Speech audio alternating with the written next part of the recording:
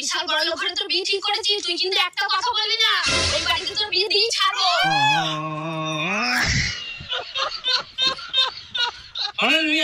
ছেলে আমাদের খুব পছন্দ, কিন্তু আমার 5টা শর্ত আছে। যদি এগুলো মেনে চলেন তাহলে আমি এখনই বিয়ে ফাইনাল করে দিতে পারি। আরে বিয়ে আপনার কি শর্ত বলুন না, আমরা সব শর্ত আমরা মানতে রাজি। প্রথম শর্ত হইলো আমার মেয়ে সকাল সকাল ঘুম থেকে উঠতে পারেন না, তাই আপনারা কেউ ওকে ডাকবেন না। আচ্ছা বিয়ে ঠিক আছে। আর আমার 2 নম্বর শর্ত হলো আমার মেয়ে রান্না বান্না করতে পারবে না আমাদের বাড়ি গিয়ে।